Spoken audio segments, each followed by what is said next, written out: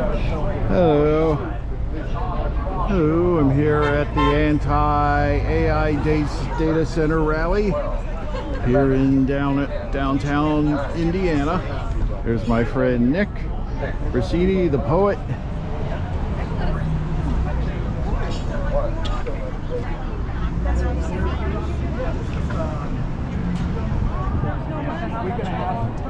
Okay. Another one. This is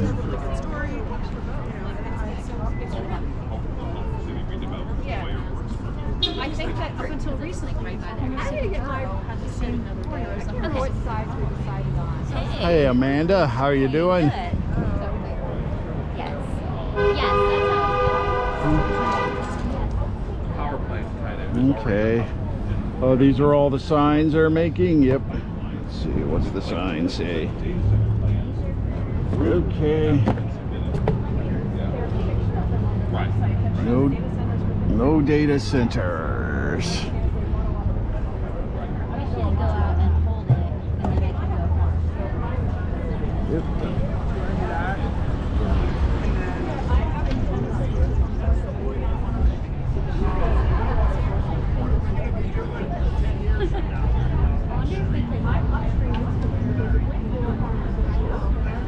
Hello.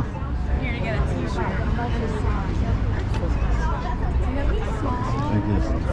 So we have a little donation for the shirt. Perfect. Do you want to do 20 or you want to? That's a full donation. Thank you so much. Okay. I'm not going to say it out loud. So we've got things over here like Oh, you're selling t-shirts? size. Yeah. Yep. For donation, actually, if folks want one. So if you want to take, yeah, you're welcome to take a sign. Which right now we're going to have one sign just in case, sort of limit one to make sure we have enough. And then we also have Okay. here are the The frames to hold it up. for them Okay. as well. I don't. You're not going to I need that have one. a Maybe. frame. Cool. Yeah. Okay. Yeah, if you want to come over here and decide what size you like. All right. Hi, I'm Paul Ricci with Allegheny Independent Media. What brings you here today? Oh, I just saw the flyer for this demonstration, I guess, and the public hearing. So Okay. I wanted to come out and see what was going on. What are people saying? Okay, Not quite sure. sounds good. Okay. Overnight billionaires because of the land. I think that there was a lot of advertising a couple of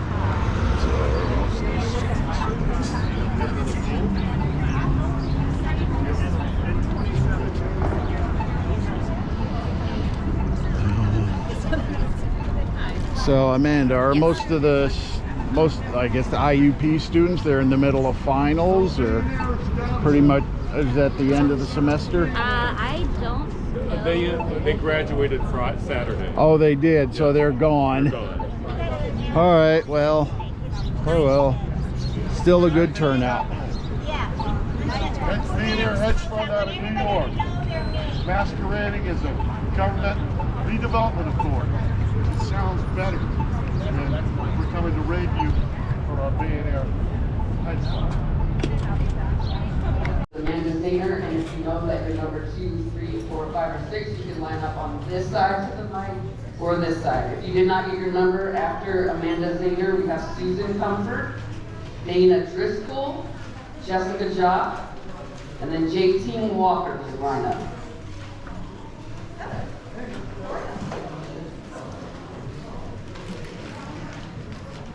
All right, Amanda Zinger, go ahead. Hi everyone, my name is Amanda Zinger, A-M-A-N-T-Z-A-R, and I am speaking in opposition of the current Chapter 102 individual MPDP House permit application for the HCP pipeline as reviewed on behalf of Blue Rivers Waterkeeper, which serves as both a scientific and legal advocate for the Allegheny, Monongahela, and Ohio rivers along their watersheds. This application brings significant risk of additional stream impairment and sediment pollution within the Blackman Creek watershed. The project proposes more than 100 acres of earth disturbance across Blackman, Borough, and Center townships, including at least 21 stream crossings and numerous disturbances, adjacent tributaries, drainage features, and wetlands that ultimately discharge into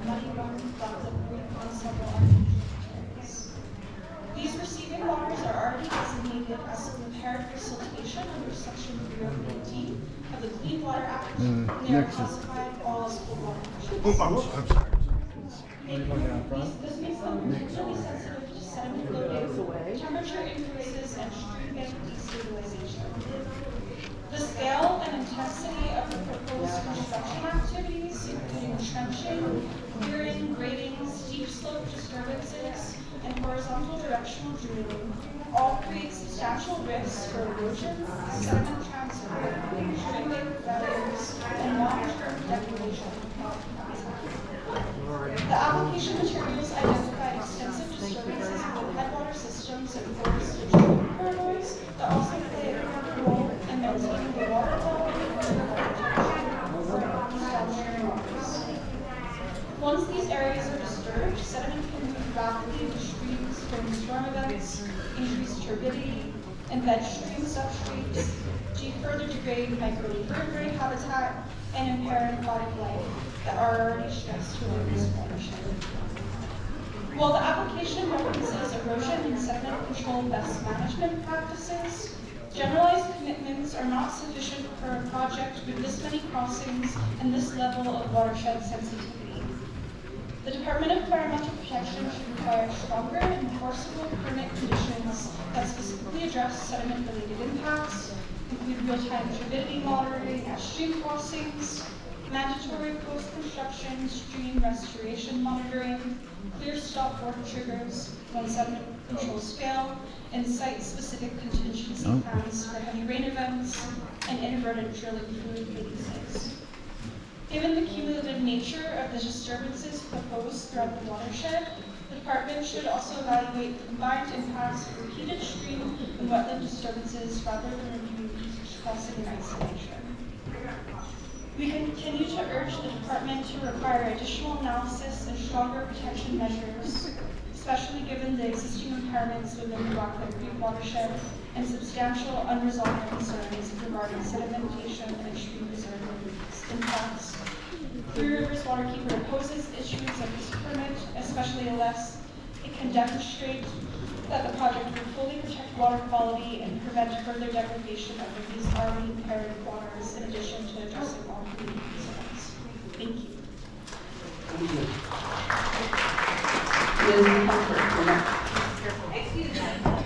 Half the room just called out. You started a little early. Could you do your introduction again, please? The introduction? Yeah, your introduction again. Okay, sure. So my name is Elspeth Cayley. The hearing has begun.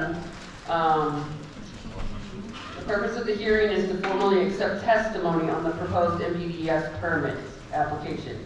DEP will accept comments on the documentation and plans associated with the individual MPDES permit application number PAB 320011 for the discharge of stormwater from construction activities to the following receiving water courses: Money Run, Black Lake Creek, and various unnamed tributaries to Money Run and Black Lake Creek cold water fish.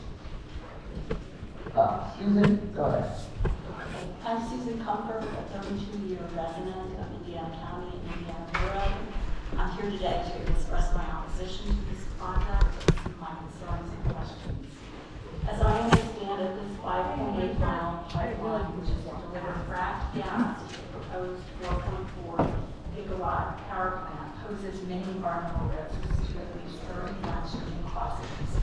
It will involve clear cutting of nearly 25 acres of trees and also significant earth disturbance on approximately 100 acres of land, producing immediate likely impacts of flooding, erosion, and sediment buildup along altered and denuded stream beds.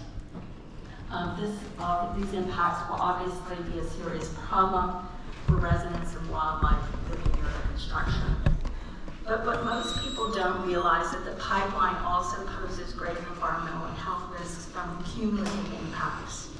Indeed, the pipeline is yet one more development project, potentially compounding impacts from previous groundwater and surface water pollution produced by decades of operations at the former Home Visiting Coal plant. There is currently an unimaginable 250 million tons of coal waste at the site of the old plant nearby to the pipeline. According to the Environmental Integrity Project, data from 31 groundwater monitoring wells Pathosub demonstrates that 24 of these have been polluted above federal advisory levels. Groundwater at the site contains unsafe levels of dangerous toxins like arsenic, lead, cadmium, which, by the way, has a half-life of between 15 and 30 years. It's classified as one of the most dangerous carcinogenic heavy metals. Many people in the audience today also may not know that Homer City has been designated an environmental justice community by the DEP, meaning Homer City is among low-income cities and towns across Pennsylvania that shoulder a disproportionate burden of pollution, ill health, and economic hardship from past development. For example, Homer City ranks in the 83rd percentile of cancer rates in the state, and the 85th percentile in terms of pollution burden, and the 62nd percentile of poverty rates, and the 68th percentile in unemployment rates. The HCR pipeline project will just increase these burdens. Quite literally, the pipeline site is a sacrifice zone, given that the developers are sacrificing our water and land in exchange for payment into a so-called mitigation bank, allowing them to pay for remediation elsewhere in the state instead of remediating our water and land here. The HCR project will also likely worsen the burdens of economic hardship. Yes, there are many, many construction jobs, but short-term job growth comes at the expense of long-term livelihoods of area farmers and small businesses that depend on clean streams and groundwater. The HCR project also exploits our area's natural wealth of plentiful water and open space, foreclosing possibilities for more sustainable and sound growth of jobs in the future. This is the saddest part of this project. It is what indigenous people call a future fear, because it despoils the land, air, and water to fatten the wealthy now so that nothing is left for future generations. My questions are, what is the DEP doing to ensure that the proposed pipeline does not compound past social and environmental impacts?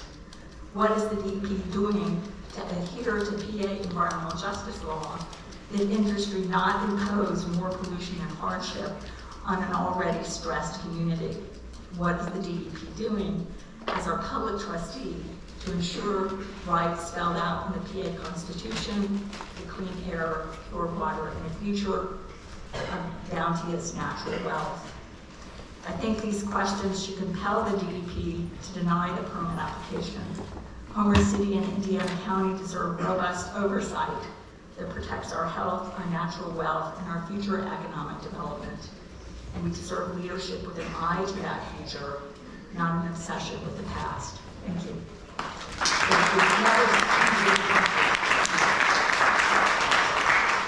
Next, Dana Driscoll, please. My name is Dana Driscoll. I'm a resident of Indiana County for the last 11 years, and I've spent most of my life living in Western PA. I work full-time here, and I also have a farm. I'm speaking in strong opposition to this permit and to the entire Homer City redevelopment project. I grew up in Cambria County, where nearly all of our local streams are polluted from acid mine drainage. What the A&D situation in Pennsylvania shows is that industries never clean up their pollution, and the permanent damage to waterways from said industries is a centuries-old problem. What we see from this historical legacy is that we need strong environmental protections, not just at the start of projects, but well after the bubble bursts and the companies take their cash and leave. And there is strong evidence that this AI bubble will burst.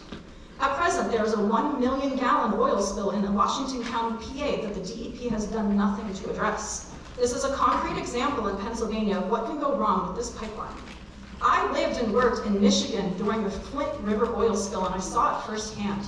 This is an example where the lack of environmental regulations and the lack of monitoring caused significant harm. I also lived in Michigan during the construction of Enbridge's Line 5B, which carries liquid natural gas, just like this proposed pipeline. I witnessed firsthand the ecological and community destruction of this pipeline, not only across streams and wetlands with problematic things like scent backfill and deforestation, just as this pipeline proposed, but also the long-term impact of this pipeline on surrounding community and homes. We do not want this here. As someone who currently has a farm, I'm also very concerned about the destruction of streams and wetlands with the ongoing droughts we're now facing in Pennsylvania. My farm is in the watershed that this pipeline will be impacted. I'm deeply concerned about water use for this whole project and the fact that it will compromise people's drinking water, water for agriculture, and water for all life. And I will note that we have no idea how much water is actually going to be used by this project. On January 20th, 2026, the United Nations has indicated that the world has entered a global water bankruptcy, with over 70% of the population globally as water insecure. This is evident all through the country and in our own ecosystem with the droughts. Right now, this very moment, we're thankfully not in a drought. But most of the rest of the United States is, and if you look at the drought monitor, you'll see it's actually one of the worst droughts we have ever experienced in our lifetimes. Since I'm on the land every day with my farm, I can also tell you that since 2020, due to climate change, we now have almost yearly droughts. We had a drought in 2020, 2021, 2023, 2024, 2025, and last year we had a flash drought in July, which started with almost 11 weeks of no rain, and we were only out of that drought in February 2026. Maybe there's a pattern here. The pattern is that under increasing drought stress, making water resources scarcer and more polluted is a problem. We cannot afford to destroy our watershed. What I have outlined above is that we have ample evidence that pipelines like this destroy our streams and waterways, imperil our watershed, and leave a lasting legacy of negative impact on community health and environment. We have it happening right now in Washington County, we saw it in Michigan, and we will see it in Indiana County if this is approved. This ecosystem, already under duress from multiple yearly droughts and a changing climate, cannot handle the destruction of what they are proposing. My primary request is to deny this pipeline and to deny this entire project. It is against the Pennsylvania Environmental Rights Amendment and has the potential to deny every citizen of Indiana County access to clean air, pure water, and the preservation of the ecosystem. If you insist on moving forward, then I have other points for you to consider. My question is, after this pipeline is constructed, how will you monitor it regularly in case of spills so we can avoid what happened in Washington and in Michigan? Given what happened in Washington County, I'm also requesting that you set up a permanent fund that's for us to address spills, a fund that the company pays up front to ensure we can clean up messes. As I've shared above, many extractive industries have come and gone, and we have a legacy of their polluted rivers and streams throughout our entire watershed. How can the DEP ensure that even if this project too fails, because we are in a bubble, the community will not have to bear the long-term burden of more pollution? Thank you. I'm going to ask that, let's get just 2 seconds. I'm going to ask that JT Walker lines up, Tamara Whited, please, Kathy Eckenrode, please, and Jane Kaminsky, please. Go ahead, Jessica. Hello, my name is Jessica Jopp. My comments today will focus on the frack gas component of the plan. The evidence I will present comes from years of environmental and health-related degradation experienced by Pennsylvanians from the fracking industry. Here's what a frack gas pipeline brings. A 2-year investigation was conducted by the Environmental Health News in southwestern Pennsylvania to determine the extent of harm to people from fracking. The reporter, Katrina Maruzic, details some of the physical and mental strain her study found. Unexplained nosebleeds, rashes, and migraines are just some of the health problems reported by residents who live near fracking activity. The researchers tested people's urine for fracking chemicals. She explains that they collected samples in the study for about a 9-week period. They had a lab look for the fracking chemicals, things like benzene, toluene, and volatile organic chemicals. They found that these families had significantly higher than average levels of a lot of these compounds. All 20 people in the study exceeded not only the average, but also the 95th percentile, which is the level that 95% of Americans fall below for some of these chemicals. One example, a urine sample for one day from a 9-year-old boy who hung around his house that same day showed a level of hippuric acid, a biomarker that forms when the body is exposed to toluene, that was nearly 5 times as high as the US 95th percentile. Toluene is linked to skin, eye, and respiratory irritation, drowsiness, and dizziness. With chronic exposure, it can cause infertility or damage to the nervous system, liver, and kidneys. They interviewed a father whose well water was contaminated. He was told by the DEP and the fracking company that they should just switch to bottled water to be safe. Brian, his son, who was 2 years old when the well went in, developed rashes, and he's had pretty severe gastrointestinal problems. His asthma became worse. They're drinking bottled water, but they still have to bathe in their well water. And Ryan has come out of the shower multiple times with sores on his body, presumably from bathing in this contaminated water. Given that thousands of households in our region rely daily on well water, the concern here for both physical and mental health cannot be overstated. A study indicated that people are exposed to toxins through the water and also through air emissions from the sites. Clearly, people living near these fracking wells are sickened, but it's looking more and more like it's a larger region and a larger number of people who are impacted by these emissions than we used to think. What does this record of harm mean for the current context? Here are the estimates. With the average production of a Pennsylvania gas well in mind, 250 new fracked gas wells would have to be drilled to supply the Homer City plant. Since well production plummets after just a few years, another 250 wells would need to be drilled every 5 years or so. Let's look at the legacy of degradation we will be adding onto if this pipeline plan goes through. A recent investigation into fracking waste in Pennsylvania reveals lax oversight, increased radioactivity in frack waste, and evidence of water contamination. This January 2026 article references the waste being produced. The estimate is 8.8 million tons of solid waste from 2017 to 2024. Kylie Benz, the reporter, says that because the DEP is very understaffed, they haven't had the resources to do regular audits of these numbers. She further cites new research using DEP records, where they found that the radioactivity in the fracking waste that's being produced over the last few years is actually much worse, much more radioactive than the DEP's earlier numbers. And regarding landfills, there are special alarms that are in use at the entrances to landfills that go off when the truckload exceeds a certain amount of radioactivity. In 2023, alarms at landfills in Pennsylvania went off more than 500 times because of oil and gas waste. All right. At least 23 landfills accept oil and gas waste. Investigators found mounting evidence that this ever-increasing volume is harming the streams, creeks, and rivers where Pennsylvanians fish, swim, kayak, and source drinking water. Simply put, the pipeline would mean more fracked gas wells and would bring with it more poisoning of our air, soil, and water, more dire health consequences. I have a few questions. Where can the public find the results of an environmental impact study that addresses this component of the project? A follow-up to this question: has the DEP demonstrated this project will not degrade water quality? How is the DEP currently addressing this legacy of pollution? What procedures are in place or will be in place for the impending tremendous burden of additional toxic waste if this pipeline is built? DEP's mission includes a commitment to protect our air, land, and water resources and to provide for the health and safety of the state's residents. In keeping with your mission, I urge the DEP to deny this permit and work to repair the legacy of pollution rather than facilitate continued harm. Jessica. I look forward to receiving the department's answers to these concerns. Thank you. Oh, thank you. Perfect time, Jessica. Next is Jay. My name is Jay Ting Walker. I'm an organizer for Clean Air Council. The Council is a nonprofit environmental health organization that has been working to protect everyone's right to breathe clean air for over 50 years, and here to comment on the pipeline.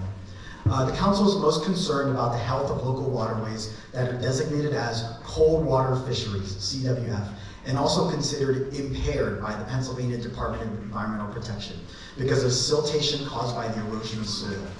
At 6 separate stream crossings, streams 6, 20, 67, 25, 28, 48, Homer City is proposing to use cement-modified backfill when refilling trenches dug for pipeline construction. Homer City's Chapter 102 permit application fails to address why this is necessary, or even explain the exact makeup of cement-modified backfill. Homer City's permit application merely says that trenches will be backfilled with, and I quote, suitable material. Cement-modified soil is a mixture of soil, water, and cement.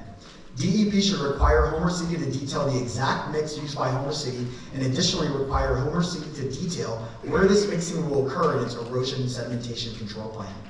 Cement-modified soil is generally used in the construction of buildings, parking lots, and roadways. Homer City should be required to detail previous use of cement modified backfill in pipeline construction and specifically provide images of construction projects along or crossing waterways where cement modified soil was used.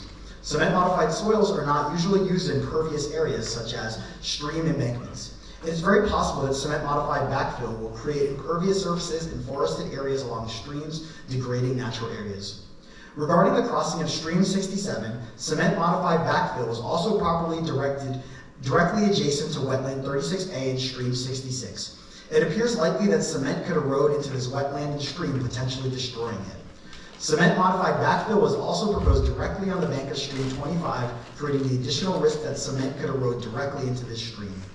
Cement modified backfill is additionally proposed on both sides of Stream 48, increasing the risk that cement could erode into this body of water and further contaminate it. Stream 48 is also considered, quote, intermittent, meaning that its flow changes depending on groundwater levels and precipitation. This particularly sensitive body of water deserves additional protections from DEP, not cement on both sides. Considering the potential environmental damage caused by the use of cement modified backfill, it's concerning that this project is supported by a $5 million Redevelopment Assistance Capital Program, RACP grant awarded by the Pennsylvania Office of the Budget. This drilling method is recognized as one that leads to what's known as, quote, inadvertent returns. Just last year, pipeline company Mark West lost over 1 million gallons of drilling fluid underground while using this method to construct the new pipeline in Washington County with no accountability. In sum, DEP should not issue the proposed permit as written due to major technical and legal deficiencies. At minimum, DEP should require Homer City to explain its use of, quote, cement modified backfill and provide examples of its use in pipeline construction, particularly at stream crossings and adjacent to wetlands. In addition, Pennsylvania should not be spending public money to lock Indiana County into decades of additional fossil fuel pollution. Residents deserve better. They should not be asked to absorb health risks and environmental damage while corporations benefit. Thank you.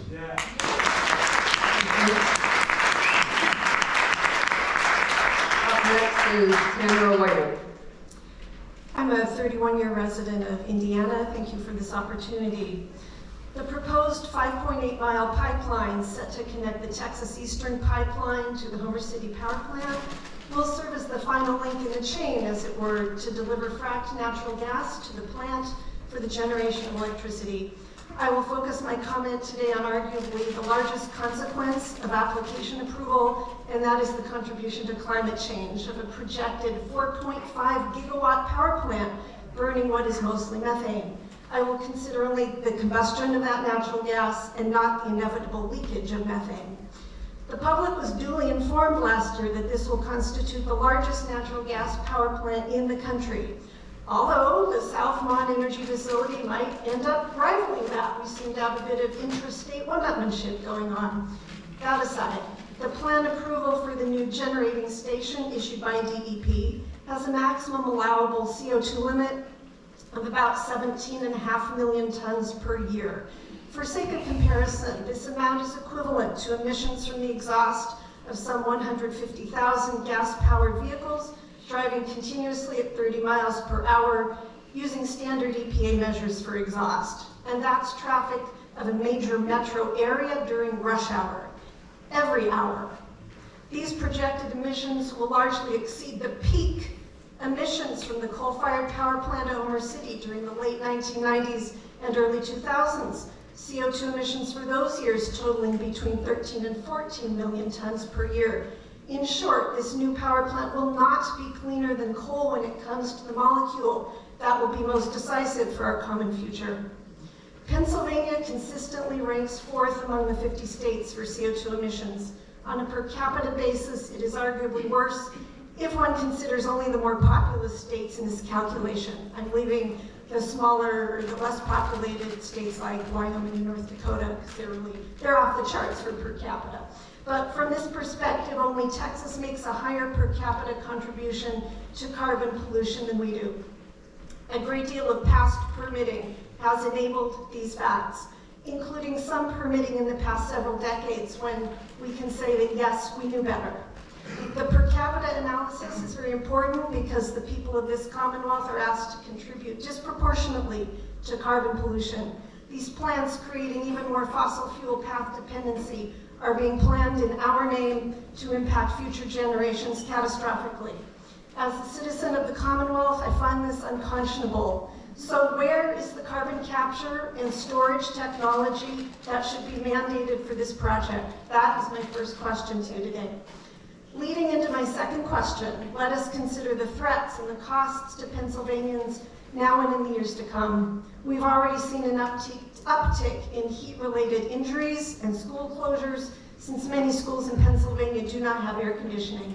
DEP's own publication, Pennsylvania Climate Impact Assessment 2024, cites a myriad of impacts if we continue with the business as usual scenario, from the effects I've just cited to heat stroke, to increased rates of tick-borne illnesses, to increased rates of miscarriage and preterm births, and so many more. And all of this in a Pennsylvania projected to be 5.9 degrees Fahrenheit warmer by mid-century than the 1971 to 2000 baseline. That is DEP's projection. What will it cost us in dollars and cents? According to the Center for Climate Integrity, Pennsylvania's municipalities alone, not the state, will be shelling out some $15.47 billion in mitigation projects by 2040. Given all of this, how exactly does approval of this pipeline align with the Constitution of the Commonwealth? DEP knows I am referring to Article 1, Section 27, passed by a supermajority of voters in the early 1970s, which guarantees specific environmental rights to Pennsylvanians now and in the future. DEP is the functional trustee here. I might also mention our state's Climate Action Plan, which ought to be binding on permitting decisions. My ask today is that you deny the permit application under review with the understanding that the power plant project simply does not represent the best available technology to produce electricity for the real needs of people, and that the only worthwhile race we are woefully behind in this Commonwealth is the race to build out renewable energy infrastructure. Thank you.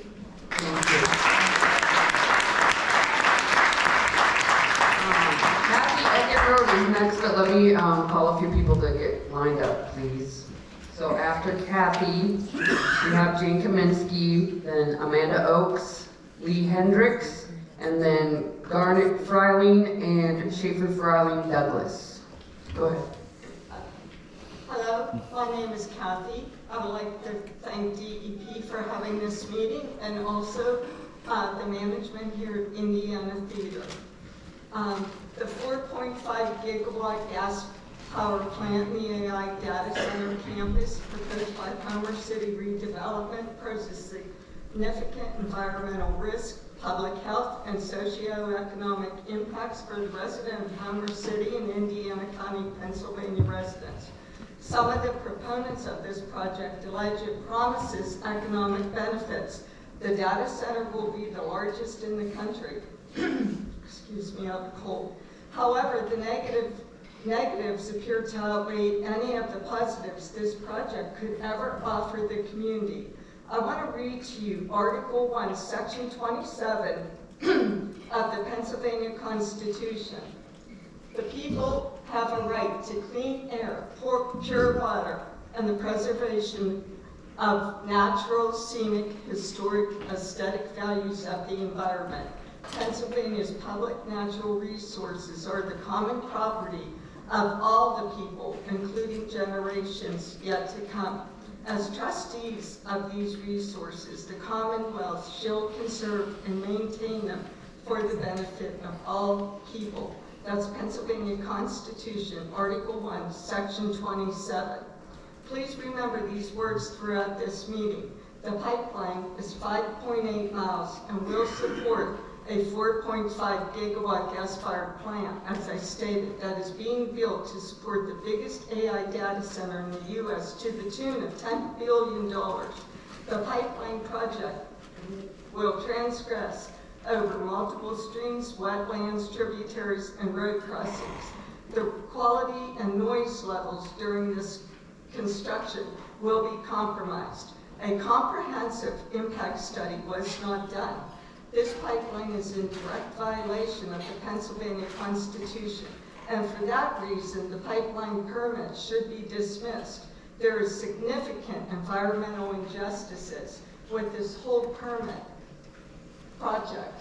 The environmental justice mandates that all people, regardless of race or income, are entitled to the same degree of protections from environmental hazards. The Homer City project violates these principles. There has been little to no community engagement from DEP until this meeting. DEP has failed to follow its very own environmental justice policies. DEP has fast-tracked the permits for this project. There has been inadequate outreach to the residents who will bear the burden of the poor quality and air quality, water pollution, and the health problems into the future.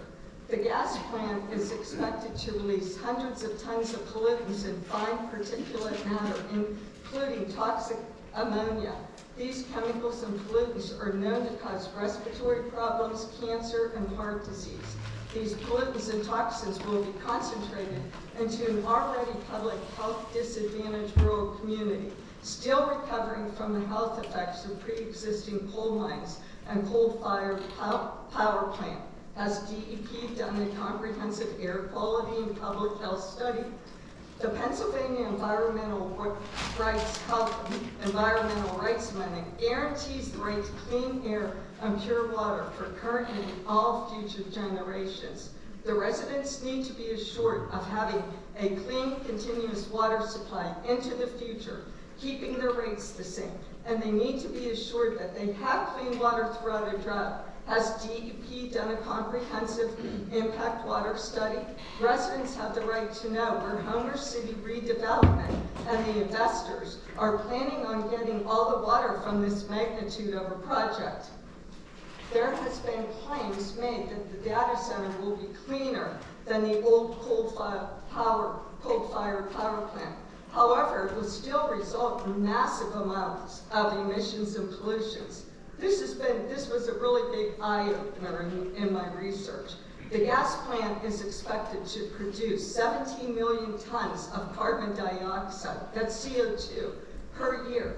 This is an unprecedented amount of greenhouse gas emissions. And it's going to happen right here in Indiana County. Has DEP done a comprehensive impact study on the release of this greenhouse gas emission? Ms. Eckenrode, I'm sorry, your time is up, but I'll take your testimony. How will this affect public health on the residents? I'm going to quickly conclude this, but I have a lot of questions on the water situation. Has an impact study been done on where all of this water is going to come for this project? Ms. Eckenrode, we need to have time for everyone. Since I have 1 minute left.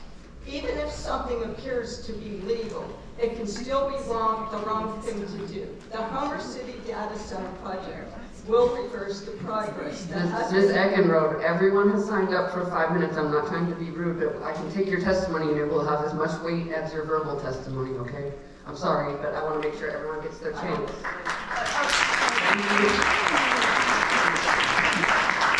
Next up is Jane Kaminsky, please. My name is Jane Kaminsky. First name spelled J-A-N-E, last name K-A-M-I-N-S-K-I. I oppose this permit. I live and work in Indiana County, where I am a full-time farmer. Our farmland is in the Blackfoot Creek watershed. In fact, our land abuts Blackfoot Creek, and we take great care to farm in ways that protect our natural resources. I'm deeply concerned that the Homer City Power Plant pipeline, the fracked gas power plant, and proposed AI data center are threatening environmental and human health in our community. As a farmer, I depend on healthy water, soil, and air to grow healthy food. And as a resident, I've had higher hopes for the future of Indiana County than continuing our legacy of land and water degradation. This project has taken me by surprise, seeming to come out of nowhere. Where and when was the community process? And if there really was one, can it be said that it truly and meaningfully engaged residents? The Homer City development has made no real effort to engage us in their project, accept our input, or build trust. We deserve to know how this pipeline came to be proposed and all of the impacts it could have. We deserve transparency. As a farmer, I strive to do right by the land and water resources I utilize, but I realize my efforts are meaningless when compared to the scale of potential disturbance and destruction resulting from projects just like this one. We've all seen the generations-old orange water in Blackwood Creek. There's a lot of positive work being done on a meaningful scale to remedy that problem. So why would we allow a project to go forward that could potentially set back these water restoration efforts by years and directly recontaminate the very same water we have been working so hard to improve? Why would we potentially exacerbate the pollution of our watershed by piling on more environmental problems? I believe that any further damage to our watershed and ecosystem is inexcusable. My questions are, what plans are in place to restore disturbed waterways, plant and animal habitats? Has current water usage by residents, farms, and recreationalists been thoroughly analyzed to understand the scope and importance of water quality in our area and the effect that this pipeline will have on our water use now and decades in the future? And lastly, how are you going to protect us? Thank you. Next up, we have Amanda Oakes, then Lee Hendricks, Garnet Freiling, and Schaefer Freiling Douglas.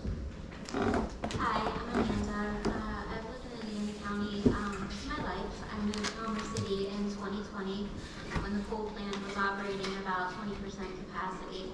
We all knew its closure was inevitable. I came here to be closer to Indiana, to build a life with my family around a community I was already part of, and to support my child with profound special needs. Over the years, I've grown to love Homer City. The people, the organizations, the small businesses. I'm an active member of my community. I'm involved in the arts, organize mutual aid, host open mics right here in this theater. I also sit on the Homer Center's public library board and volunteer there regularly. As I said, I love where I live. When Homer City redevelopment demolished the smokestacks last year, residents were informed only days beforehand, and I'm still in disbelief of what I witnessed that day. Just a week or two later, the new project was announced as though it were already a done deal with no community input. Since then, our community has tolerated constant demolition blasts echoing across the entire region while receiving almost no meaningful outreach. Since this project was announced, many of us have been learning about the environmental and health impacts, worrying about our water supply, and questioning what this means for the future values of our homes.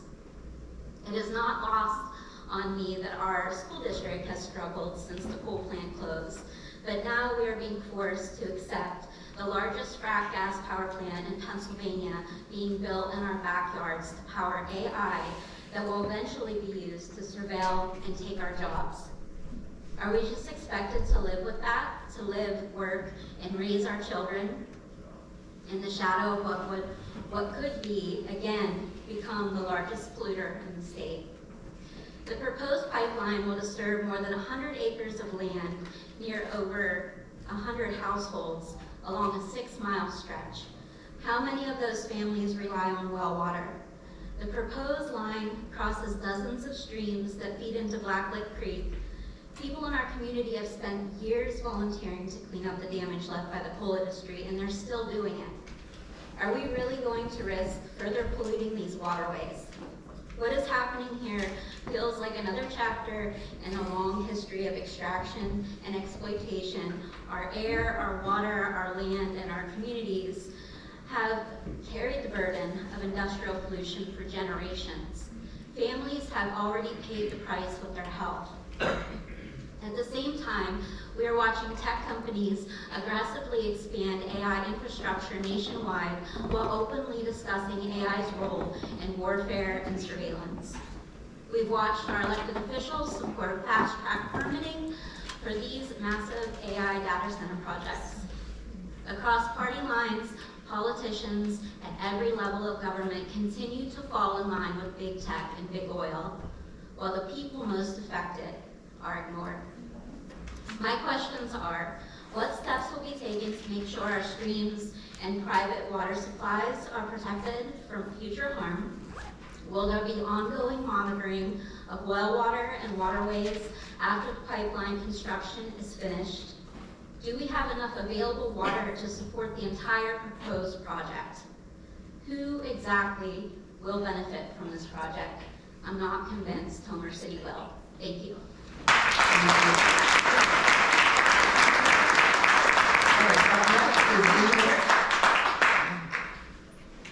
Hi, my name is Lee Hendricks, that's Leighhendrix, and I live in Indiana County. And I am here today to speak against this project because I care deeply about my neighbors and this community's health and the health of the land, air, and water where we make our home.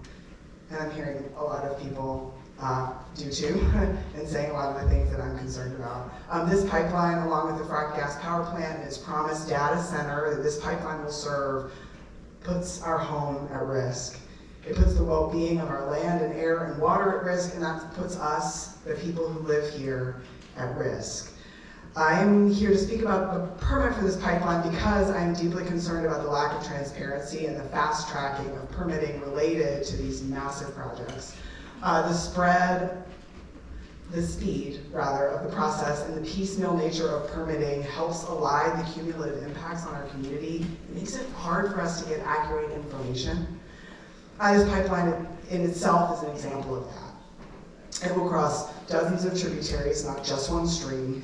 So we cannot separate things out as if the disturbances created by building the pipeline can be readily contained and will not contribute to existing degradation of the watershed.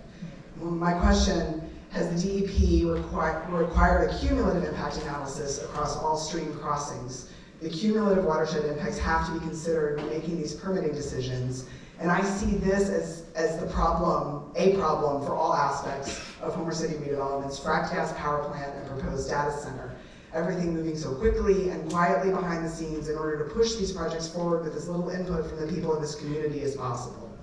It serves industry and development when things move quickly and with little transparency. And I am glad we are able to offer public comment today. I'm glad to be hearing from other people today. And I'm also frustrated with how many barriers are created that prevent everyday people from having real information and opportunities to shape what is happening in our communities. Because we live here, and the cumulative impacts of this massive project and the pipeline built to serve it will have real effects on our quality of life, as we've heard a lot already. Like the pipeline, it is not honest or accurate to present the power plant and data center as if they are separate from the history of this land that has already experienced decades of extractive development that has had profound environmental and health impacts. We know that. And this is an extension of that. We do not need this pipeline to further risk this vulnerable watershed, and we do not need this new power plant and data center project that builds on old harm at our community's expense. And so I ask that the DEP deny this permit. Thank you.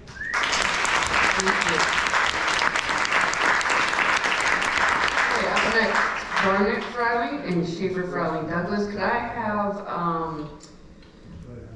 excuse me if I pronounce this wrong, Jenica Thoreau next, and then Colleen Donovan, Sally Simpson, and Sarah King, please. All right, you all can go ahead. Hello, my name is Barnett, and this is my son Schaefer. I'm very grateful for everyone's time and attention here today. I grew up in Indiana County, and now I live here with my son and my husband and my daughter. From what I understand, this project and the power plant that it supports will bring a significant risk of dangerous pollutants being released into the surrounding water and air. I believe it's a childhood right to play in the creek, that's Western PA's Beaver Creek. I need to know if the water that my children are playing in is safe. How will the local populations know if there's a concern?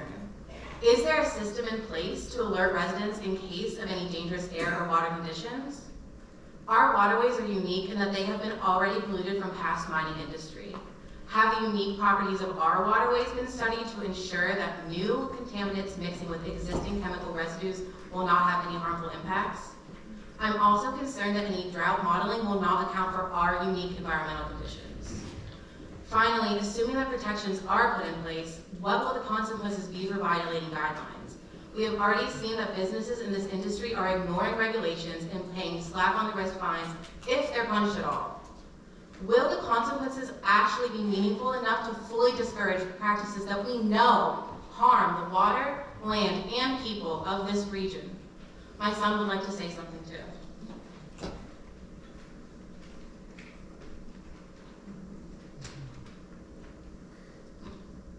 We don't mess with the water, make money another way. We don't cut down our trees. We need water for us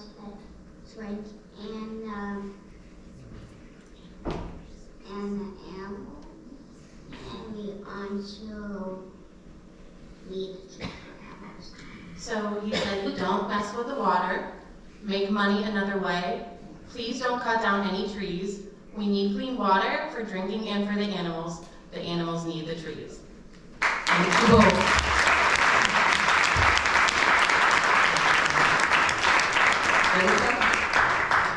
Thank you. I apologize. I'm pregnant, and that was very emotional. So it's grateful. Yeah, my name is Jenica Giroux. That's JENICA GIROUX.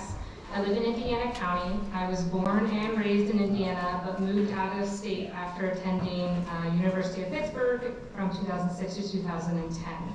I moved back to Indiana in 2017, bringing my husband with me, and shortly after we started our family and focused our energies on putting down roots in our community. I am co-owner of Mother Earth Farm PA, located here in Indiana, along one of the headwaters of Cherry Run. A huge selling point to convince my Florida native husband to move to Western Pennsylvania was the opportunity to start a small-scale farm and raise our children immersed in the natural beauty that this county has to offer. We built our home on our farm in 2020 and watched the smokestacks of the Homer City generating station implode in 2025 from our back porch. I'm here to speak about the permit for this pipeline because I'm concerned about the public health and other downstream population impacts this project will have on our community. Pipeline drilling in our region can often pollute streams and well water, both of which are of paramount concern for my farm and my family's health. My children play not just in the stream on our farm, but enjoy many of the streams throughout the county. In addition, my family relies on well water for our home and for our livestock, which we raise. How will the DEP ensure that streams and private drinking water supplies are not impacted by inadvertent returns during horizontal directional drilling? In addition to water pollution, I have concerns about pollution from the plant and how that may impact the prevalence of cancer for residents in our community. While I recognize we are gathered tonight to specifically address the pipeline, I'd be remiss if I didn't at least mention that my concerns about pollution in our streams and air apply to the broader aspects of the Homer City redevelopment power plant and proposed data center. Furthermore, while the pollution concerns I have can easily be tied directly to impacts of this proposed pipeline, I have concerns about what this pipeline and larger redevelopment project will mean for our community from a social standpoint. As I mentioned, I moved back to Indiana County after living out of state for nearly a decade. I lived in major metropolitan areas from Ohio to Florida during that time. Moving back to rural Indiana County was a decision that shocked a lot of my peers from these metropolitan areas. And I know I am not the only individual in this community who had left and decided to return to start a family and small business here. That speaks to the appeal that Indiana County has to offer. My fear is that other young individuals, after recognizing the negative impact on the environment this pipeline and larger redevelopment project will have, will decide that Indiana County is no longer a community they would like to return to. Without young folks wanting to set roots down in this community and grow families and businesses, this community will lose its appeal and will forever be changed. Please deny this permit to ensure that our vulnerable watershed is not further harmed by this pipeline and to ensure our residents can continue to enjoy the natural beauty Indiana County has to offer without the fear of polluted water and increased cancer rates. Please deny this permit to ensure that Indiana County continues to be a place that draws individuals and families to lay down their roots. Thank you.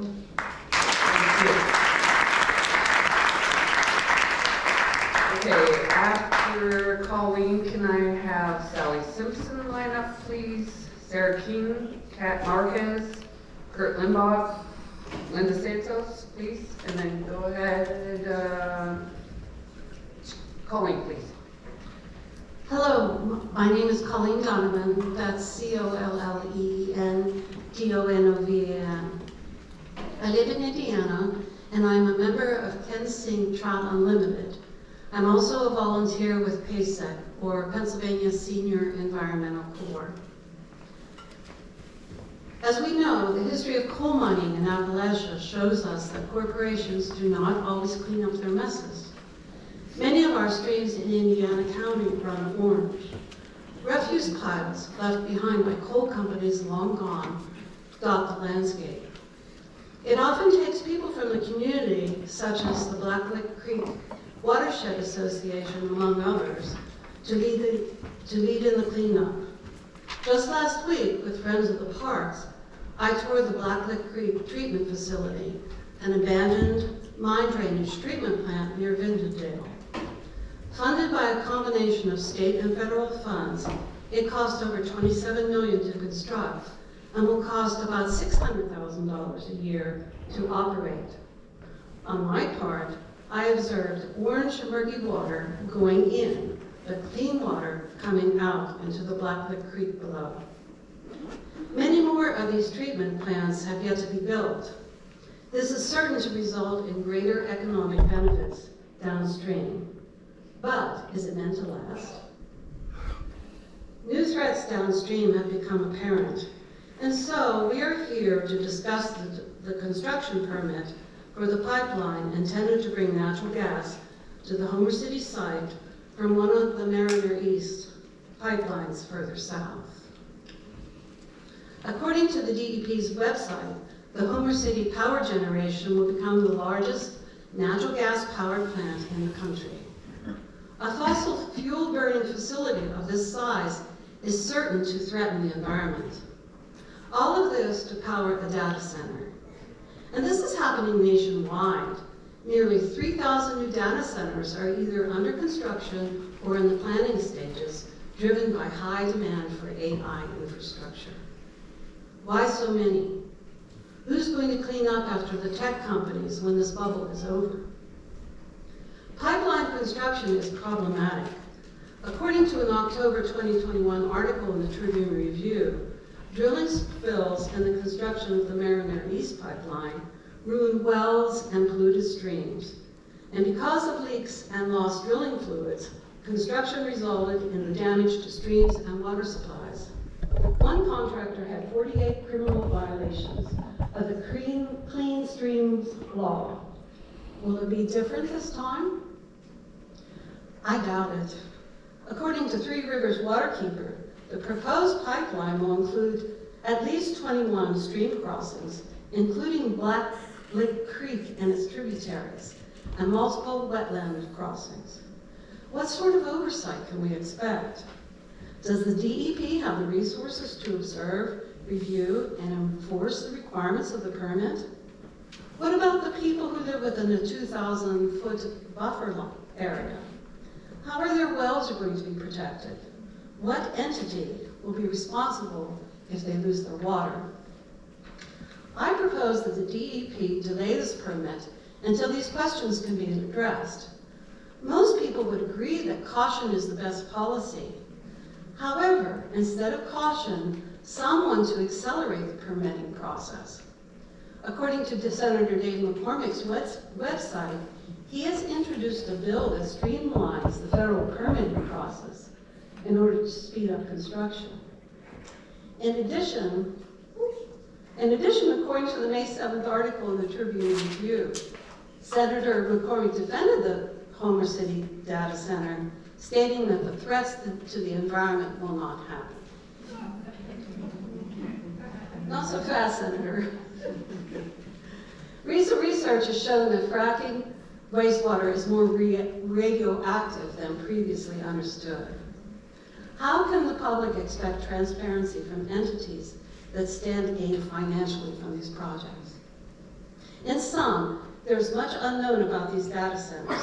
In Indiana County and all over the region, we know about the environmental effects of fossil fuel extraction. Local people will suffer the effects of the environmental damage, and they will be most likely responsible for the cleanup. The people who benefit from the Homer City Data Center live far from Indiana County. This is our community. I ask that the DEP delay or deny this permit. Thank you. All right, up next, Sally Simpson. Because once a proposal happens, it's kind of too late. I grew up in rural western Pennsylvania my whole life. I grew up on a farm, and my grandpa died from non-Hodgkin's lymphoma after spreading weed killer on his land for years, and my other grandpa was a coal miner, black lung. So I guess my question is, when is it going to stop? When are we going to use quit using our poor rural communities just to suck out the fossil fuels and destroy people's lives? And just like with the AI data centers, and they do this, and they just expect us to accept it, and there is no benefit whatsoever to the community itself. In 2021, the House in the state passed a bill that they're going to be sales tax exempt. So Pennsylvania is a great place for these data centers to come. And so you guys, the DEP, this is our last stop. Like we need you to not let this permit go through.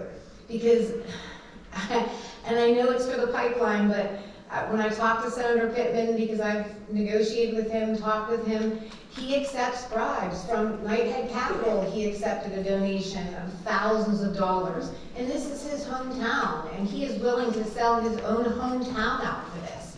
So what does that say when our politicians are corrupt? And I'm hoping that your wheels aren't greased. I'm hoping that you guys can be the last stop to say that this is not going to happen here. I mean, I care about these guys like I do my own people. Like, they're my neighbors too. And it's important that we don't let this happen, because it's the environment, it's our community, and people die from this. And you don't realize it until you look back years later and you say, wow, we really shouldn't have done that. We should have put our foot down and not let that happen. So I guess that's my question. When are we going to quit doing this to our rural communities? Like, just because we're working class and we're poor, like, should we really accept this? Laying down? Thank you. All right, can we have Sarah King line up, Kat Marquez, Kurt Limbaugh, Linda Santos, and Rebecca Myers, please? If none of those people are present, then we will go. Oh, okay, go ahead. Sarah's next. Sarah King. Yes. Ready? Yes, I'm Sarah King, and thank you for this hearing. I joined Tammy and appreciated your willingness to make this hearing possible. The Pennsylvania Climate Change Act of 2008, that's Act 70, requires the Pennsylvania Department of Environmental Protection to develop and update a climate action plan, that's CAP. So CAP, here it comes. Every 3 years. DEP also produces a greenhouse gas inventory annually. These documents make it absolutely clear that burning fossil fuels is the primary cause of climate change, that the impacts of climate change on both people and nature are already underway, and that the impacts will get far worse if we don't stop pouring greenhouse gas in the atmosphere now.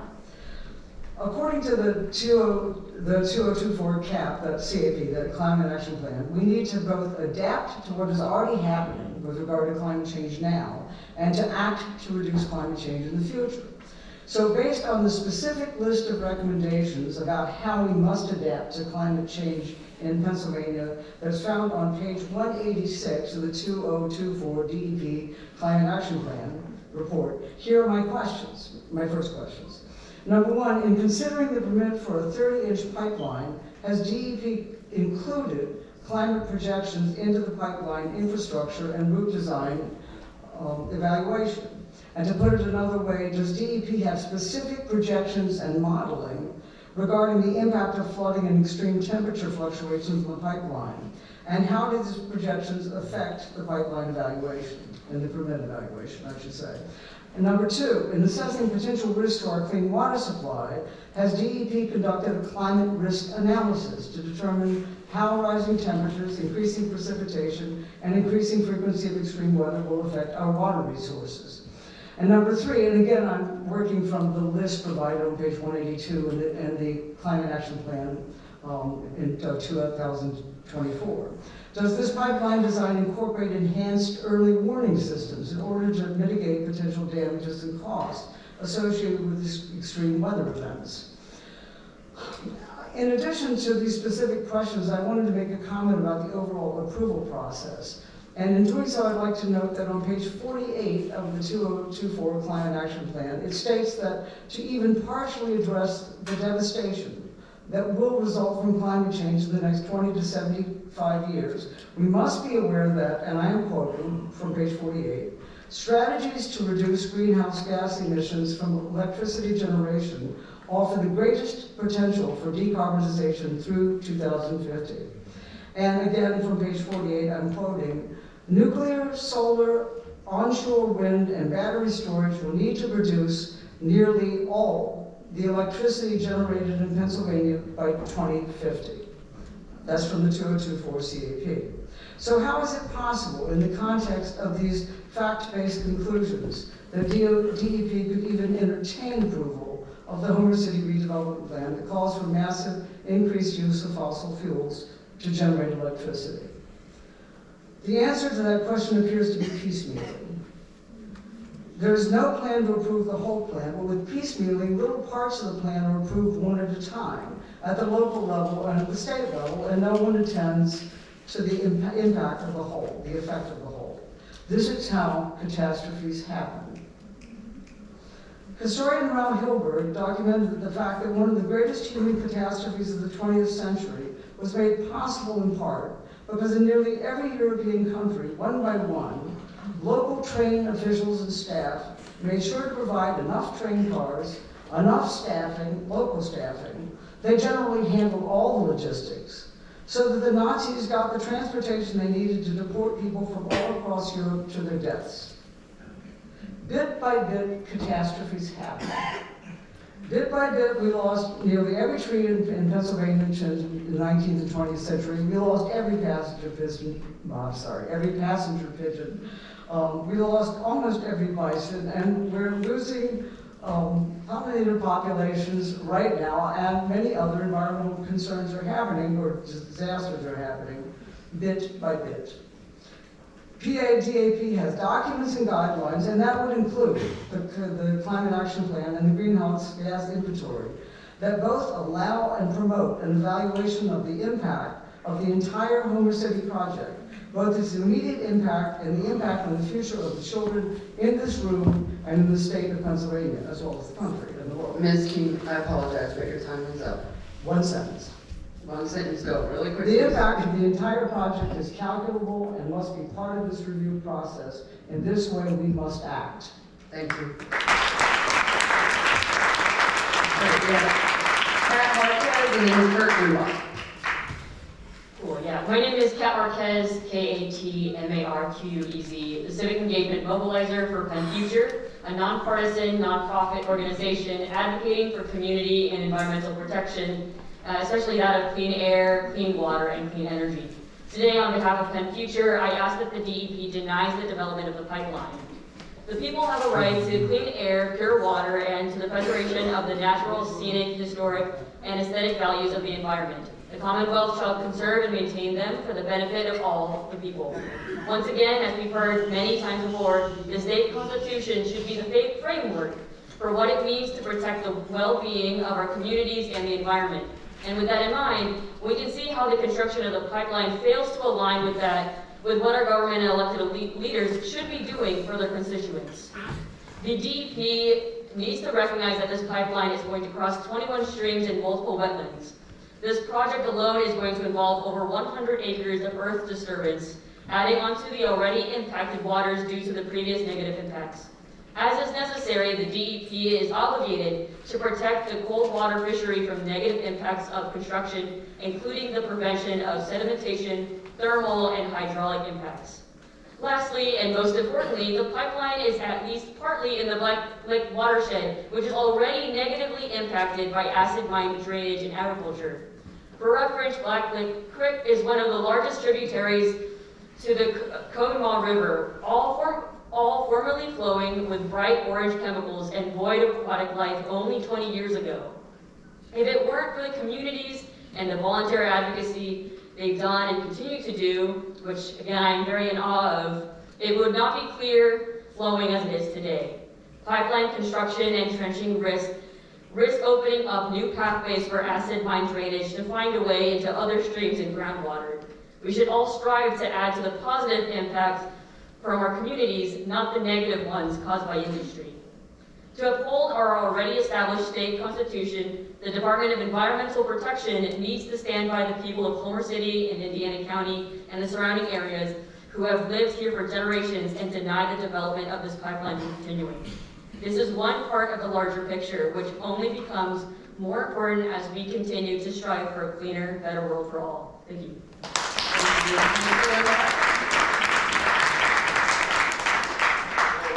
Kurtz Limbach, K-U-R-T-L-I-M-B-A-C-H.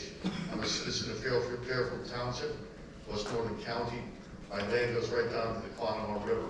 I have 9 miles, my farm is 9 miles downwind from the proposed Homer City of Onondaga. Now, I want to speak first about lack of transparency about this whole thing. We have this thing called our Homer City Redevelopment Corporation, but there's actually several billionaires out of Manhattan named Knighthead Capital. That's who this is for. I would ask the DEP, my first question, why do out-of-state billionaires get concierge service to push their permits through quickly? Now, this is the most massive air pollution source in all Western Pennsylvania ever created. The DEP only allowed 1 air permit hearing for the public. That's hardly transparency. And in that air permit hearing, I asked the DEP's health officer, what would be the health impacts? Because every fossil fuel plant of any type has so many deaths a year caused by it, premature deaths, so many cancers, cases of asthma, emphysema, etc. The DEP health officer testified there'd be 0 health impacts from a 4.5 gigawatt power plant burning fossil fuel. She failed to mention to the public that it was based on the high levels of pollution as a zero ground level for the old Homer City plant. So basically she was just saying it'll have the same amount of deaths and sickness and asthma than one of the most polluting coal power plants in the world. So I want the DEP to quantify that for me and how many extra deaths a year in the region we should expect, how many extra cancers, how much extra emphysema, and how much, because this is going to provide permanently 50 jobs at a data center, which is a lot for a data center. Typically they're 10, 15, or 20 people. It's also going to drive our energy prices through the roof. So I was also told by the DEP not to communicate with the health officer anymore. And he accused me of being a member of the Fourth Estate. I have never, ever, or been now, or in the future, a member of the Fourth Estate. I'm not a reporter for any news organization. And their failure to communicate me shows lack of transparency in answering my questions. We're going to have massive air pollution. Even the developer says it's only 70% as bad as per gigawatt as the Homer City plant. But it's 2.5 times the size. So there's 50% more air pollution than the old Homer City plant, which was a killer for the region. And throughout the documents, this DEP keeps referring to this as a modification of an existing facility. The old facility was torn down. It burned coal. The new facility is not built. It burns fracked natural gas. That is hardly a modification of the existing facility. And then how does the old Homer City polluter that hurt our community for years get to sell pollution credits, like somehow good stuff, to the new polluter who's going to harm our community and give them a pass on nitrous oxides and VOCs? This is absurd.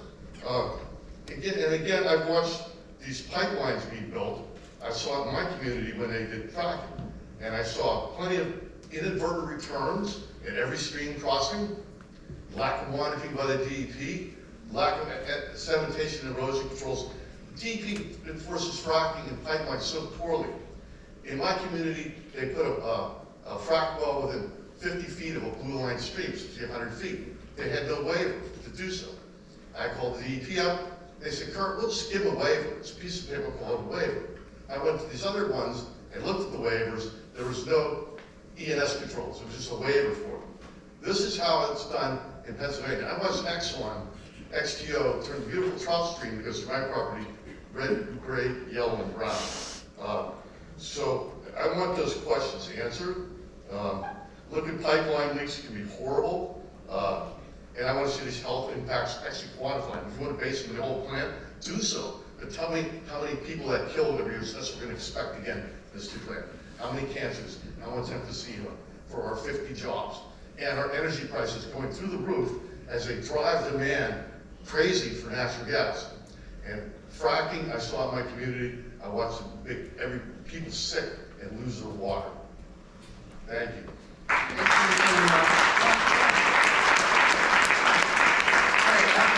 have Linda Santos, Rebecca Myers, Colleen O'Neill, and Damian Cordell. Hi, my name is Linda Santos, and I'm a resident of Indiana County. There are those, like Knighthead Equity Firm, based out of Wall Street, multi-billionaire company, that will destroy the earth at any cost and call it progress. Pipelines contribute to global warming and physical disruptions to the environment. Beyond the leaks from construction and production alone, emits millions of metric tons of CO2. Habitat disruption, deforestation, soil erosion, and sediment smother aquatic life. What you call natural gas, and there's nothing natural really about it, how it's sourced. Leaks occur at all stages, from valves and compressor stations to catastrophic failures, like the Nord Stream explosion, which released 500 tons of methane. Are we prepared for anything like that? Smog and fine particles leaking methane reacts with other chemicals and sunlight to form ground-level ozone layers that travels deep into our lungs, creating respiratory diseases. And there are those like us who live here and enjoy our woods, lakes, and streams. We are nature, and nature is more important than this pipeline. It takes 100 years for trees to mature. If you destroy this, we will never see trees again in our lifetime, and maybe even your children's. Tourism in PA is $1 billion business. Again, woods, lakes, streams, hunting, fishing, clean air, and water. Why would you want to destroy that? Why would any tourist, student, or new resident even want to come here and live next to a toxic pipeline, power plant, or AI data centers? For these are temporary. As soon as they, meaning Knighthead Equity Firm, finishes sucking up all our natural resources, they will leave us with a wasteland. It is time to turn the corner and stop polluting that is killing us with forever chemicals. I propose that you banish this permit and we create a moratorium to halt the harm, and that we create an ordinance to protect our beautiful land in PA. Thank you. Thank you. Rebecca Myers, please. Hi, my name is Rebecca Myers. I'm a resident in Indiana County and have lived here my entire life. I'm here to request that the DEP deny this proposal and show my opposition to the project as a whole. I greatly appreciate the DEP giving us time to make comments. Thank you for allowing us to be here. The fast tracking of the Homer City Redevelopment Group's project has felt like guerrilla warfare against my community. It has only been a little over 1 year since HCR announced that they would be building an energy campus for the purpose of powering data centers, with practically no time in between the announcement and construction for people to ask questions, show our approval and disapproval, or even get a shred of understanding of the massive scale of the project or what it imposes. To me, this feels like my town is being pillaged. when an opposing force invades us and violently takes our land, our resources, and harms our health for their personal gain, and does so in a manner that is so swift and quick and lacking transparency that it shocks citizens into submission before they can get their bearings and fight back. My community is still confused about the project and its purpose to host data centers. Many believe that the project is only a power plant and it is meant to provide local electricity to power our homes.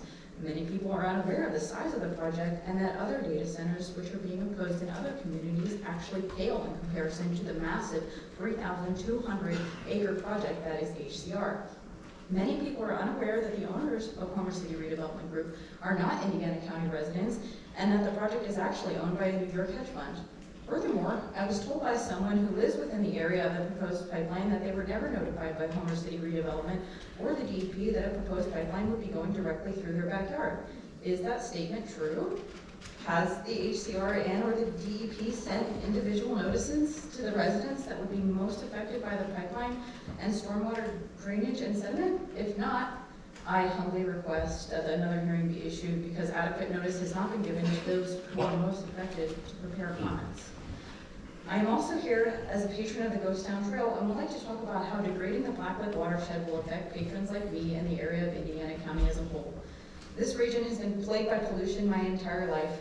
Growing up, I was taught not to swim in the bright orange streams that were polluted with acid mine drainage or even to walk through them, which discouraged me and many others from going outside, recreating, and exercising.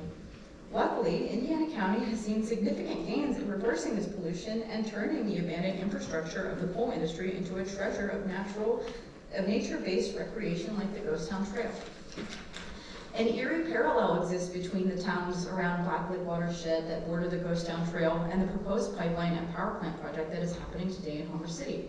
The name Ghost Town Trail should be evidence enough that this community has not only been plagued by the pollution of the previous coal mines, but it has also been plagued by get-rich-quick schemes that ended in the abandonment of entire towns.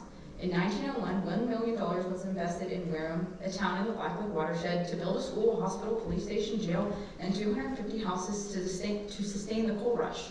However, in less than 30 years, the mines were closed and the town was abandoned. Now, 100 years later, we are still dealing with the consequences of that coal rush today and a new false investment opportunity that could devastate us and leave abandoned infrastructure with no repayment to the citizens who sacrificed their land and resources for another 100 years. The Ghost Town Trail is peppered with educational signs and posters about the history of the trail and the pollution that has occurred in the Blacklick watershed. A survey was conducted about the amount of use of the Ghost Town Trail gets, and it was estimated that there were over 77,000 visits in 1 year. That is 77,000 events of witnesses to the trail and its history of pollution and revitalization. Along the trail, patrons can also see the massive Blacklick Creek treatment plant and be inspired and forewarned about the devastation that unhinged business practices leave behind. Blacklick Creek has been on the DEP's impaired water list since its inception in 2006 as mine drainage caused unbalanced pH and high levels of iron, aluminum, and manganese. How will additional sediment not make an already degraded watershed worse?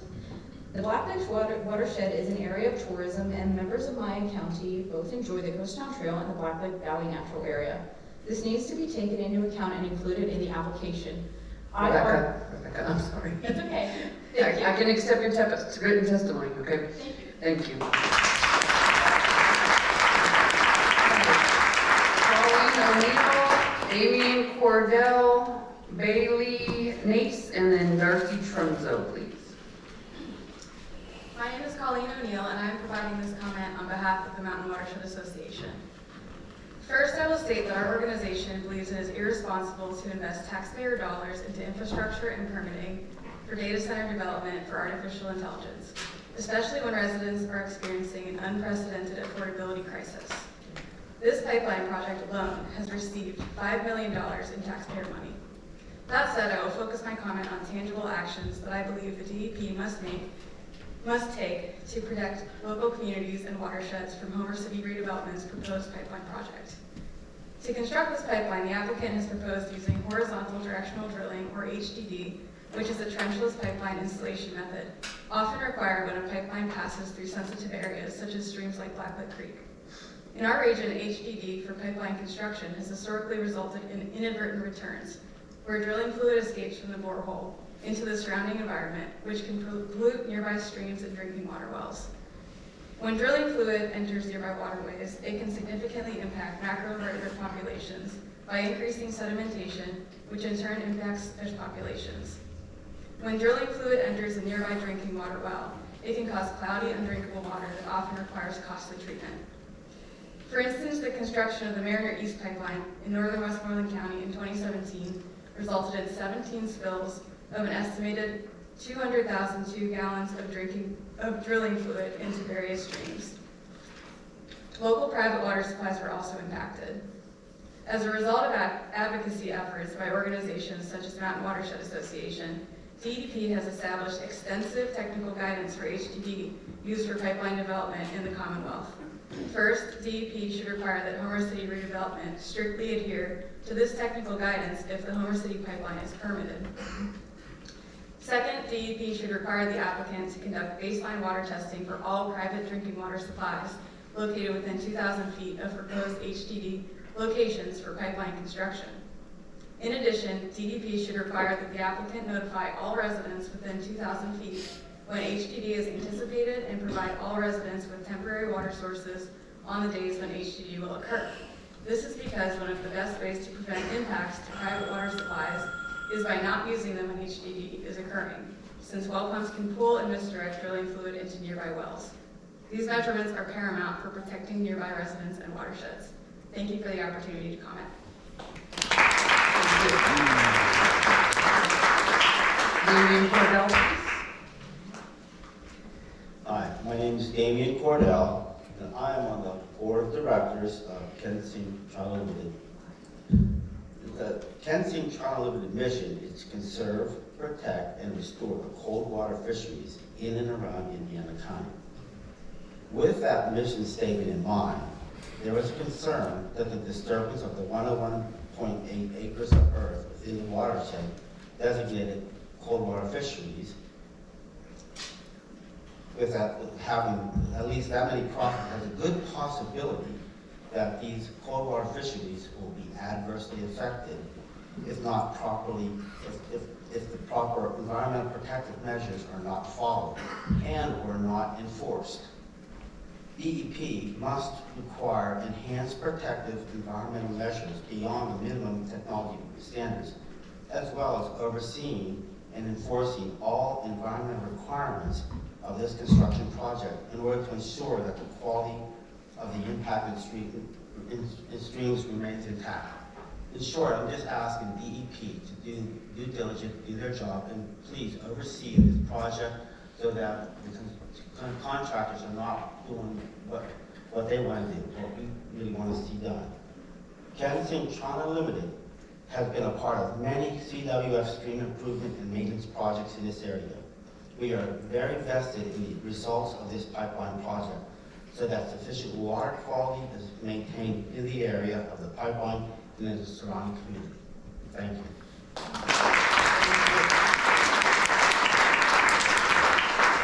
All right, is Bailey Mace or Darcy Trunzo here? Okay, go ahead. Hi, my name is Darcy Trunzo.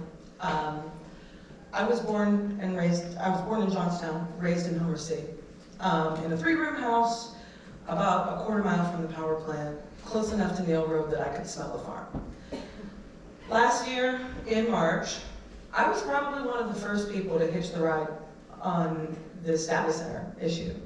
I have worked in media back and forth for many years, and I come home like many Gen Xers to check in on my family who still lives here. My dad was a coal miner, a long wall operator, and he managed to actually not have black lung like my grandparents because he ended up with union protections that protected his lungs, and he was able to take care of himself until the mines closed. My father himself raced bicycles for many years, and he had noted that the environment over the years after his mine closed had improved. He could fish, he could do all sorts of things. When I was a kid, I was a wheezer. I was an asthmatic. We grew up close enough to the power plant that my mother used to complain that if she didn't take her sheets in off the line, by morning they would be black. This is a story we all know. Same with being orange up to your knees if you made it in the creek and tried to lie to your mother about it. We all know. But last year, someone reached out to me who was a farm stakeholder and said, does anyone know of an environmental attorney who can help file an injunction? And I was like, what's this about? They want to blast the power plant. They want to level it. Apparently, they want to bring in a data center. Now, I'm standing here looking at you. The DEP is no stranger to Indiana County. They've been in a long-standing fight with Grant Township. They've dealt with issues in the region because of frack brine. You know, after Halliburton left, they tried to come back and reinvest themselves in the well pads and dump what they were fracking in other places. The reason I'm asking for this whole business to stop is because none of these permits were done in good faith. We had very little time to respond, days actually. I was actually out of town. I was in New York City when I got the information, and I got on the phone. I got on the phone with the watershed organizations, every single one of them. I got on the phone with Three Rivers Waterkeepers. I got on the phone with the people who sued the pants off the power plant in the early 2000s. This is not a new game for Homer City. And when we called and tried to get FOIAs from the DEP about whether or not there was asbestos in the atmosphere, the claims were that there was no asbestos from those stacks. I don't think any of this process was in good faith. One of the key stakeholders in Homer City redevelopment is Robin Gorman.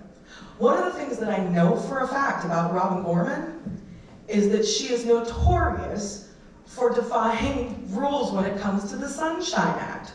I know this because I was involved in a public process where she cut off my mic, and then she got reported for it, and she had to be retrained in the process of dealing with the Sunshine Act. This was during COVID. So what I'm saying is, we have a long-standing legacy of environmental problems in this community where people in poverty are left without key information that they need to make decisions. The fast tracking of this permit was done purely because people have power and money. There's also a tourniquet on the media in this community. At the time, the Pittsburgh Post-Gazette wasn't coming here to report on this stuff because they were in one of the longest standing labor disputes in the country. I don't think any of this is an accident.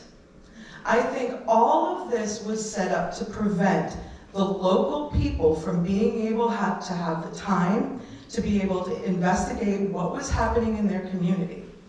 The $5 million that are going into this pipeline, the local community wasn't able to access the process because the meetings that were being had within the county, I know, are very difficult to access. Also, the meetings that were had last year that dealt with the DEP and dealt with Kiewit and dealt with Homer City redevelopment were done in a way that was not in good faith with the community. They were not given adequate time to report. And even when people were filing Freedom of Information Act requests, they aren't getting information that's accurate. A lot of it is redacted, whether it comes from the county or whether it comes from you folks. And once again, the fights that are being had with the DEP are long-standing. I don't sincerely believe that any of this process has been in good faith. There are a ton of people here that can talk about the science of this region, and they've done an excellent job. And I know many of the people in this room. Ms. Trunson, I'm sorry. Sure. But you can give me your testimony Sure. at the end, And I sure will. Carry just as much weight. But I will tell you right now, I do recommend that this permit be stopped because I don't believe that it deserves to be fast-tracked because I don't think any of it is in good faith. Thank you.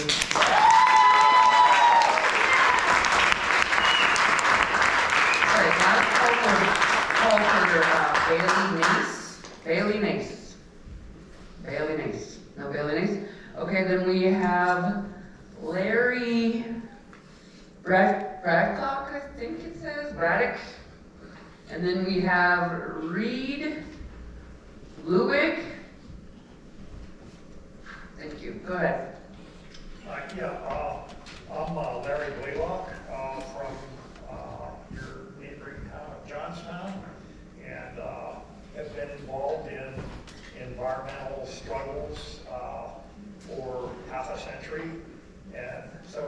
sense of how these things go and how corporate investors will say whatever it is they have to say, make all the promises they need to promise to get what they want, and then ignore it, walk away from it. A good example is whoever invested in the coal mines along the Ghost Town Trail, which I love to ride on. I spend a lot of time on the Ghost Town Trail and in the businesses and restaurants and things that are along the trail. And they spend, where I was at with that.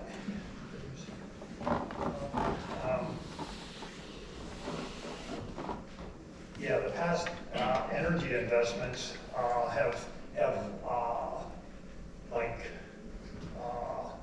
left a community, leaving communities and taxpayers still to pay back a lifetime of harm that past investors have ignored.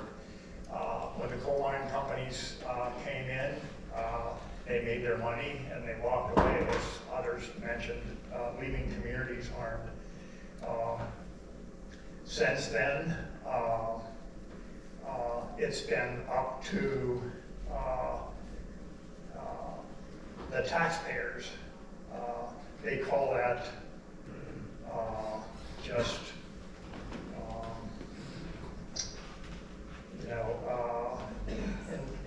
the investors walk away from the costly things that are going to need to be done to protect the environment in a project, and then in the end, the taxpayers are left to foot the bill.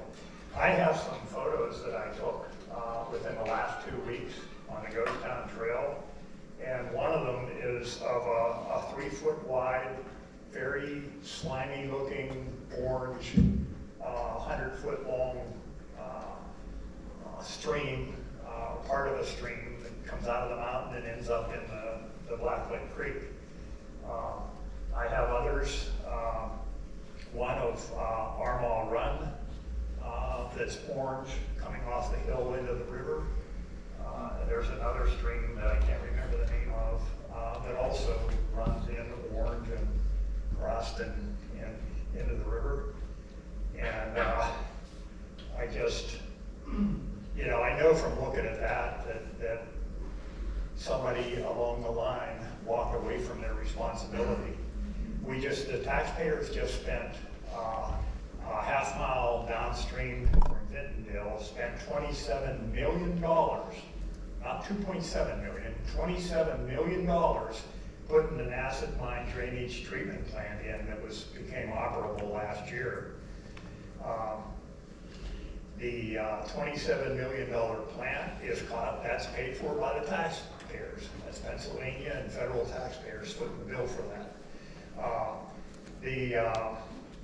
The plant itself cost $600,000 a year to maintain, and that again is paid for by taxpayers. So I really think and it's been said time and again, we need to have. I really think it's important that when a project this big and extensive is proposed, that money be set aside to hire professional environmental professionals with a background in projects similar to this, and that they go to bat for the community, and the community can trust them and understand them.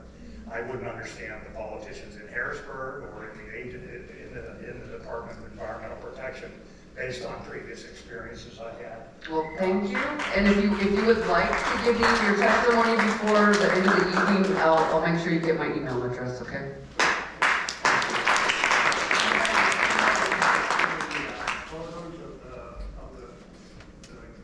If you email me those also, I can share them with whoever has. Thank you.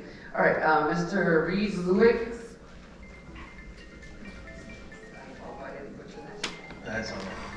Good evening. What is there to say that hasn't been said? My name is Reed Ludwig. There you go. And although I am not a resident, currently living in Westmont, I am a concerned community member. I grew up in Seward and New Florence, creating friendships here. Much of my family live here. I attended IUP. I hunt and fish here and consume what I harvest. My father worked the entirety of his adult life at the Homer City Generating Station. I'm here tonight because I believe our community deserves transparency, accountability, and protection before projects of this scale move forward. This hearing is not just about a permit number. It is about the future of our water, our air, our land, and the people who call this region home. We are being asked to accept a 5.8-mile gas pipeline tied to a massive gas-fired power plant intended to support AI data centers and potentially other large industrial operations.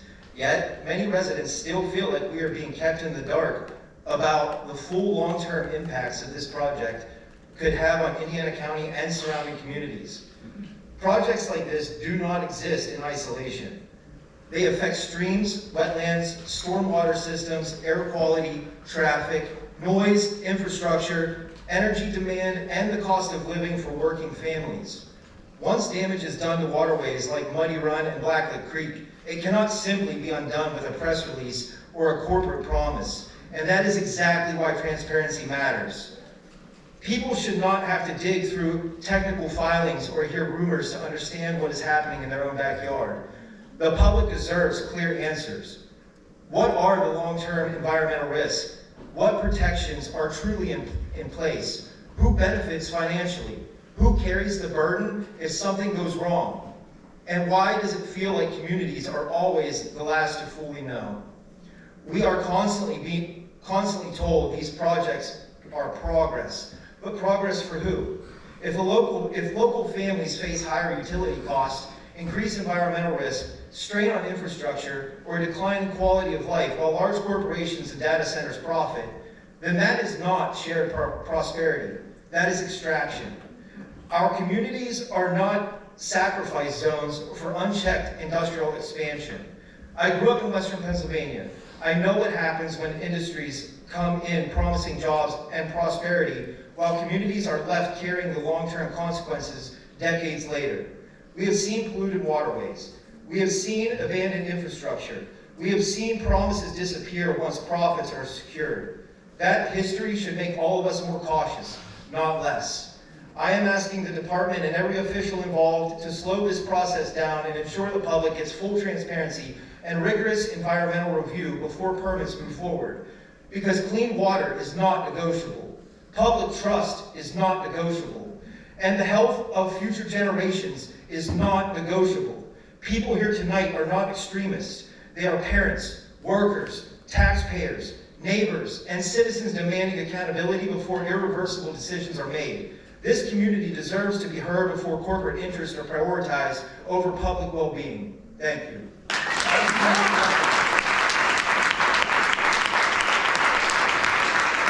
right, up next we have Chloe Drew and Anna Goldman.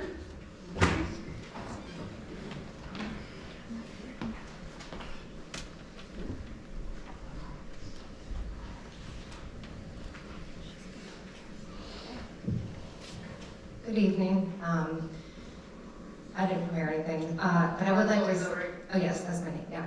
I'm assuming most of you from the Department of Environmental Protection probably got into that role because you love the environment, and so maybe you have a fond memory of putting your hands in the stream and catching a frog, or watching a fish swim by through your legs when you're wading in streams when you were a child. I work with children. That is my role in life, is to share my love of the natural world with the next generation. And that's what I do. And I go out every single day with children into the streams here in Indiana County. I work with students at Homer City Elementary School, and I share with them my love of nature, and I get the joy of witnessing their love of nature. And so if you could for a moment think about why you got into this role. As a child, you love nature, perhaps. Maybe you can think about the children in your life. Maybe you can think about the grandchildren in your life. What is the purpose, what is the cost of this pipeline that'll be powering this power plant, that'll be powering AI? As a child, you're not going to pick up a smartphone and look at a salamander and fall in love with that creek in your backyard.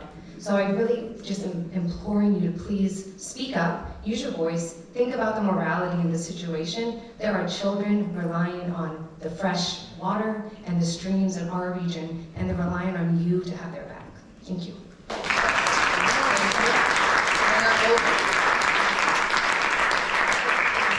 Anna Goldman, I grew up in dirty Pittsburgh, moved out here years ago for a job, and now I'm retired, as you can see. Everyone has testified to the well-known effects of fracking, of breathing in the polluted air caused by gas plants. Pennsylvania shares electricity across a grid.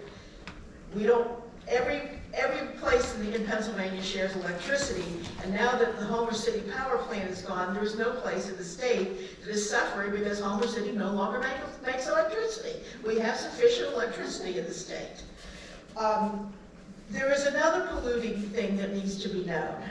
Facebook, which I'm sorry I follow, knows I am interested in this thing, and I see posts from folks across the United States that live near these plants, these data plants, which internet has not needed for decades. Okay, so they live near these things, and another thing that they suffer from is noise. Humans hear a short range of noise. Animals hear, and birds and fishes and everything else hear on a much longer range. They say their birds, their pets, their farm animals are being annoyed, destroyed by this. It affects everything. They get headaches, they get, things from just hearing the sound that we can't hear. Also, ultrasound, which we can't hear, is used as a weapon. The police literally have a gun, a thing that makes ultrasound noise, which we don't hear, to incapacitate people who are committing crimes. So this stuff that the power plant is going to make has the potential to incapacitate everybody, animals and us. We don't need any more electricity. We don't need this. Why are we even building this power plant that the state doesn't use? Why are we building a data center that the internet has gone for decades without using, that is going to put out sound that affects everyone? Thank you. All right, last call for anyone who would like to give testimony. Going once. Anyone else like to give testimony? Going twice. Anyone else? All right, that concludes our hearing at 6:43 p.m. Please do note that there is data center information from the DEP on the table out front. There's also information about the specific pipeline project, and there's also tools and information about environmental justice on the table, tools that the public can use. Please make sure you get me your contact information if you signed up after the fact to testify, so we have a copy of it. Thank you. Thank you everybody for coming out to the Indiana Theater. Check out our Beat Freezer raffle.